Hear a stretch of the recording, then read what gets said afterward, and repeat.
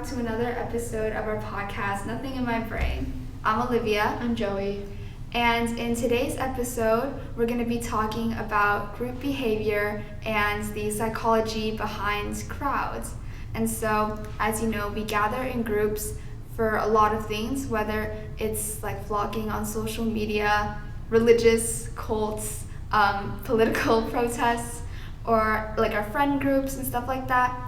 And so humans are very social creatures, and from an evolutionary perspective, we've evolved with like this need for social connection because it helps us survive and we find safety in numbers. And we're also very susceptible to the influence of others. So in today's episode, we're just going to be talking about like interesting experiments, theories, and like applications in social psychology.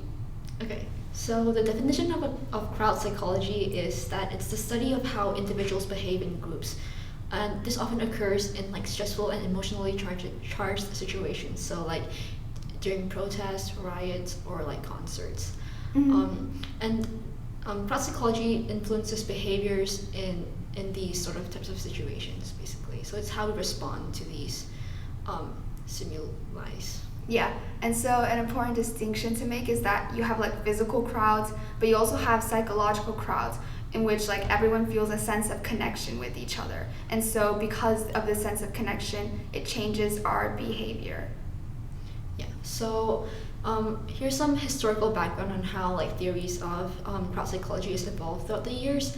So in 1895, a man called Gustave Le Bon wrote a book called The Crowd, a study of the popular mind. And in the book, he basically says that in a crowd, every sentiment or act is contagious to a degree that an individual is ready to lead, like they sacrifice their own personal interest to a collective interest.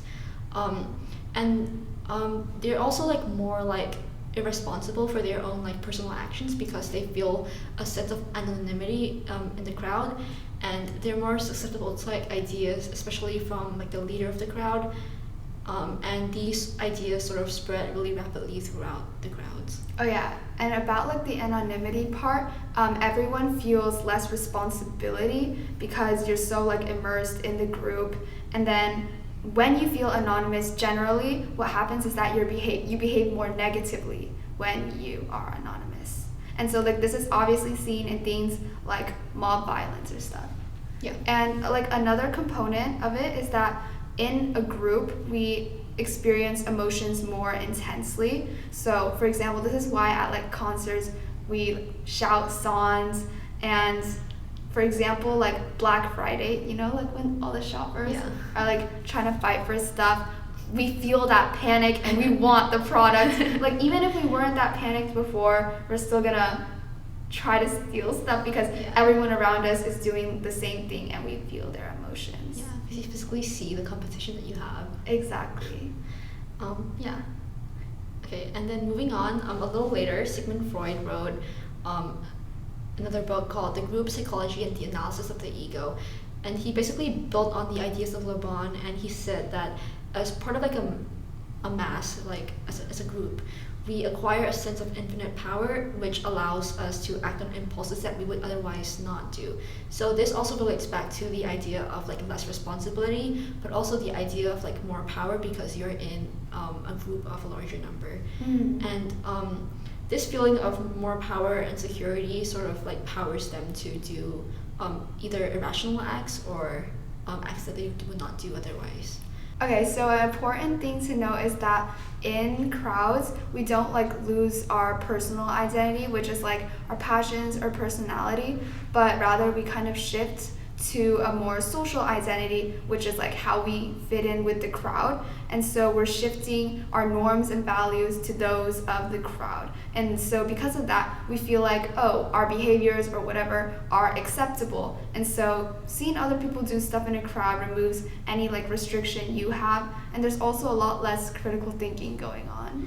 Yeah, so while that's like more of like a modern theory, but like for Freud specifically, like he believes that there is a loss of conscious personality, and then this leads to like an increased tendency to be more infected by the emotion that the crowd has. So like to summarize, he's basically saying that like since you like lose like your own identity, you like other people's like emotions and ideas like take over yours.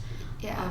And I feel like okay, no, continue. wait, like you can see this in like a lot of examples. For example, like the Salem witch trials, where people were accusing like women, like they were basically infected by this fear, or like very similar McCarthyism. Yeah, where he was basically accusing communists. Yeah. Yeah, so I think that like, especially given like our political like climate and political history, I think that a lot of like people, like politicians especially, use this technique to sort of unite their supporters or their voters against this common fear. So I think that that's like relates to what you're saying. Yeah. Yeah. Anyway, more expanding on Freud, basically he's also saying that like overall, because of this heightened like emotion and like feeling of power and security, the crowd is more like impulsive, changeable, and irritable because they are controlled by their unconscious like mind, which is like sort of part of this crowd mentality. And there's two types of masses. So the first one is more short-lived. So it's what we see in trends today. So it's like these like short-term like popular like trends that's happening, especially in social media, especially in society.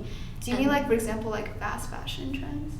Yeah, but also just like TikTok dances. Like, okay. Where everyone like jumps on the bandwagon for like this like short period of time. And then the second one is like more like enduring, so it's more permanent. And these like masses are very highly organized. So it's like groups like in the religious groups or like the military, where they're organized groups, and these trends last permanently or really long. And I think like on your point about like these short-lived trends, it causes like a loss of individuality, especially because everyone is like conforming online. Anyways, yeah. But wait. Oh yeah. Okay, and then like basically the Freud's conclusion is that so he also had to see like the theory of like id, superego, and ego. And ego is sort of like this reality thing where it balances between the id and the superego. And he's basically saying that the ego perceives similarity within like others, and so this leads a person to like identify with them, and this in addition this group idealizes like a leader. So especially like I can say that in like religious groups, like you see other people with like the same beliefs as you, and then you also idealize like a certain like figure in your religion. Yeah, okay. I think what you said about like the leader is really important, because a lot of the times that's like what's influencing the group, and so the leader dictates what is acceptable for this group, and like who is this group basically. And you can like see this, for example, in like Stalin and his propaganda. Like I remember we saw a bunch of his propaganda like posters during history class. And then there's also been like a lot of studies done on like authority figures and their influence. So a famous person that you've probably heard of is like Stanley Milgram, and he did like a bunch of studies on this, and he had like this shock study where a learner had to list like a pair of words, and then these subjects basically had to administer a shock to the learner who was in on the experiment each time they got the word wrong. And so they had to like keep giving the learner shocks of increasing pain basically. And so even though the learner was in pain, Milgram, he was controlling the experiment. He was like, oh, this experiment is for the greater good, it's gonna help us, stuff like that. And so they found that majority of the subjects still chose to administer like a facial shock, even though the learner might potentially like die.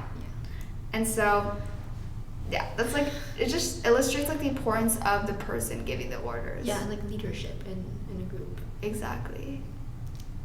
Okay, and then our final like historical like theory is the herd instinct by Wilfred Trotter. So basically this theory emphasized the role of biology and instinct in herd behavior, which in this case is a crowd.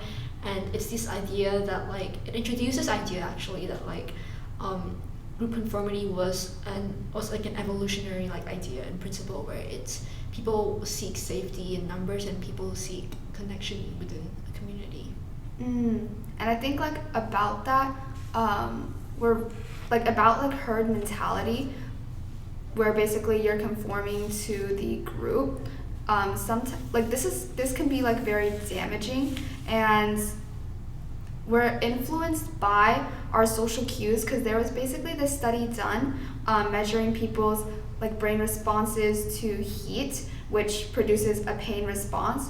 And so there was a cue before the heat, and when you are told basically what other people experience, that biases the way you feel or think. So, for example, like if other people are like, whoa, that test was so hard, then you're gonna like go into it thinking, dang, I'm probably gonna fail the test, Oh, there's also like this like experiment, wasn't it? Like the arrows, and then the people like chose the wrong like answer, and then like Oh, yeah. Are you gonna talk about that later or? Oh yeah, that's basically the ASH like conformity experiment where they the people were shown like 3 lines. Yeah, and then there's like one that was obviously wrong answers, and there's one that's obviously right, and then it's like a line of people. So the people who were like in on the experiment were before the person who was like the test subject, and so the people before him or them would always say like the wrong answer on purpose. So they'd say if the answer was B, they just say A, and then when it got to the test subject, the person would more likely say like the wrong answer compared to like the obviously right answer. Yeah. And it shows like the power of like needing to conform to a group, and also the idea that like other people's like opinions affects like your own, and like alters like your perception of like what the truth should be. Yeah, and I think like an important conclusion that I came up with at the end of this was that we're likely to conform when we feel like insecure or we feel incompetent, and I mean like yeah, 'cause like we conform for a lot of different reasons. For example, we think that this group is smarter than us, or we just gotta fit in because we don't want to be ostracized. Also, if there's like a group bigger than 3, then you're more likely to conform. And then this can just be seen in a variety of examples. For example, like the Puritan Society in like the Scarlet Letter, all of like the townspeople, they were following these strict religious views, and so they like shamed Hester Prynne, stuff like that. And even like today online, there's so much misinformation online that it's very dangerous because a lot of people get their news from like very biased sites, and so they just conform to whatever opinions they see online, and they like jump on that, and they don't bother to do their own research. Yeah, I actually think that your example of the Scarlet Letter is like a really good one, because it's like the Puritan Society was like they had like larger numbers, and they felt like more like powerful in a way, or like more like authoritative over like these like groups who like strayed from the norm. Yeah. And so like they felt like they had like the power to like ostracize them and like reject them from the society, even though like there aren't like explicit like reasons for them to. I don't know. I feel like. But yeah, no, that makes sense. Yeah. Okay. Cool. And then like apparently, there's like different brain regions involved when people conform. So apparently, and they're like the same ones that are involved with reward and motivation, like the ventral striatum and the ventromedial prefrontal cortex. So it just shows that when you conform, people like the social reward and the social bonding that comes with it. And then like conversely, social pain and rejection from not fitting in activates the dorsal anterior cingulate cortex and the anterior insula. And so these are just regions involved in conflict detection. So people want to avoid this. So one theory about, or not a theory, but the phenomenon of conformity is called like social proof. It's where we copy the actions of others, and so this is why we buy things that are like highly reviewed, or there's like a lot of fashion trends going on right now, and so that's also why people think right now there's like the death of individual style, because fashion, like everyone's copying what they see online, and everyone buys from the same stores, not gonna lie. And we use heuristics a lot of the time, which are these mental shortcuts to form stereotypes about things. Oh yeah, that's basically it. Wait, I feel like your idea that like everyone doesn't have individual styles like kind of like not true, because like if you think back to like the Greeks and the Romans, like didn't they all wear the same thing? Okay, yeah, but so it's not like a modern thing technically. Like there's like eras of like style. Right? Yeah, okay, but then everyone's like copying what like the creators they see online, no? That's if you watch those creators. Yeah, I guess, yeah. But I just feel like everyone, when I see like shopping recommendations, whatever, everyone just buys from the same stores. I'm gonna be honest, I wore the same thing for 16 years, so. Okay, me too though, but still. Yeah. You know what I mean? Okay. Actually, I don't understand what you mean. Yeah, it's like the get ready with me, and they're like, link your shirt, and then like go and buy it. Yeah. Same thing. No, yeah. but even all the get ready with me's, why is everyone trying to make a get ready with me nowadays? You know? A lot of people, like a lot of influencers are all doing the same things nowadays too. Like, Yeah, I well, feel obviously, because they see like cool people doing it, they're like, oh, like if you do like these kind of videos, like you're obviously a cool person. Do you know what I'm saying? Like I was almost influenced to do a get ready with me. Just kidding. I would not I do don't one. think you're kidding, bro.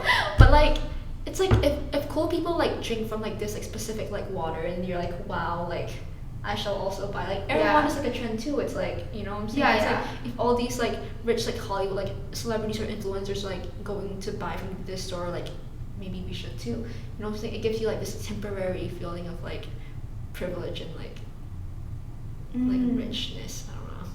Oh wait, this is not really related. Okay. But when you brought up richness, I was just thinking about I was just thinking about how since people are anonymous online, there's like a lot less empathy online that you see. So for example, like the LA wildfires, obviously very tragic event that happened, and yet people so there's a lot of celebrities affected by the LA wildfires, and so they like posted videos of them crying or like their situation, and the people in the comments were so mean to them. They were like, wow, you're already rich. Yeah. You're like, you're so rich, why are you crying? That, yeah. I didn't see that, but I could have predicted that. Yeah.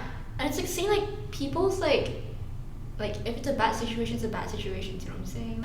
Okay, so now we're gonna move on to more modern theories. So it's sort of like what you would expect to hear from like psychologists or like sociologists today. So the first one is the de-individuation theory, and this was pioneered by Philip Zimbardo in 1969. And he basically says that like in a crowd, there's this loss of self-awareness and self-regulation, which is caused by anonymity, like increased like stimulus, so from like the crowds or from like what's happening at the time, and diffuse responsibility. So we talked about earlier, and an example of this is in the Stanford Prison Experiment, where should we explain what? Yeah. Okay. So in the Stanford Prison Experiment, basically they hired two groups of people. So one, they were told were supposed to pretend that they were prisoners, and the second group they were told to act as guards. So basically they were put in a prison, and then basically the first day so the obviously the guards were given like the uniforms, like the thing, so they really felt like they were in the role. And then as time went on, like you can see that the prisoners are more devolved into a more like prisoner state, like whatever that means. And then the guards were being more like aggressive and more like they asserted their authority over the prisoners, even though they weren't real guards or the prisoners weren't real prisoners.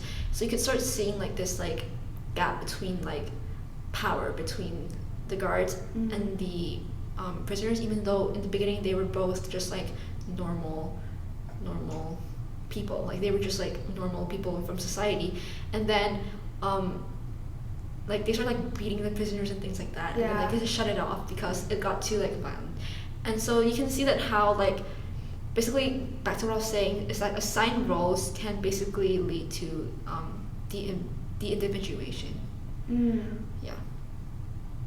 Okay. And then also like online trolling is another example of this, where you lose like self-awareness, or you lose like responsibility because you're behind this like screen or whatnot. Yeah, wait, okay, I definitely agree with what you said about roles, like how if you feel that you have like a certain role, then you're just gonna act in that role, right, even if you don't agree with it. Right. And it's kind of like relates to cognitive dissonance, no? Like where if your like thoughts and then your actions like don't align, you're gonna like, try to rationalize whatever you're doing. Yeah. So that might be like what was happening with like the and in this case it's like sort of like their role and what their actions are, like they don't match, and so it's just like conforming to like their expected like role. You kind of rationalize, you're like, oh, then this is okay or something like that. Okay, and then wait, did you have like another theory? Okay, so there's also this emergent norm theory. So basically says that like crowd behavior emerges from new norms that arise in like the moment. So it's not in crowds, like their actions are not like a breakdown of existing norms, more like they're like taking on this new expected behavior that they're supposed to act in response to this event that's going on. And so people like they're basically adapting and observing like based on like the situations that's happening, and they're not like acting randomly. And so we can see this happen in like crises. So like when um like let's just say like the pandemic, wait, not the pandemic, wait, let me think. When like But I think the pandemic could work, no? when okay, let's just say again, evacuation had to have to happen. So basically, people start looking at each other for like cues and signals onto like how they should behave. Oh. So like if they see people like running towards an exit, they probably will follow like them, even though like running towards an exit is not what like is traditionally expected for like a group of people to do, but they adapt as like the situation evolves. Wait, basically. that applies to like the pandemic too, and Yeah, the it's panic like- buying. You know, right. everyone wanted to stock up on toilet paper. Yeah. Yeah, including my family. Okay. And then also like this happens during like recessions as well. Like during, actually I'm not During- exactly sure. I know during one recession where people were trying to like save energy or something, so they bought like these Japanese-owned cars. I don't Right. remember which year it was, but yeah. Also, like recently, like when like the egg prices like rose, and now people are like fighting whenever they like see eggs. You're like, Yeah. that's mine. We got a lot of them stocked up at home. Costco. Whoop, whoop. Yeah, I love eggs, man. And yeah, and so basically like this like theory is basically saying that like the emergent norms provide like a framework for like collective action. So like when you see like a group of people responding to this emergent thing that's happening, you're likely to follow them because you seek guidance in them. And so this allows people to like coordinate like their efforts and respond to a particular situation. So during disasters, people will like share their resources and like help each other like evacuate and things like that. Also during the 9/11 attacks, I'm pretty sure that's what Yeah. happened. Like people were probably helping each other Evacuating out. things, right? Yeah. Okay, so our last like modern theory that I'm going to talk about is the social identity theory. So it's basically saying that like crowds act based on like this shared identity and not this loss of identity, which is what you talked about earlier. And so they derive like their self like concept based on like their membership in certain social groups alongside with their own individual traits.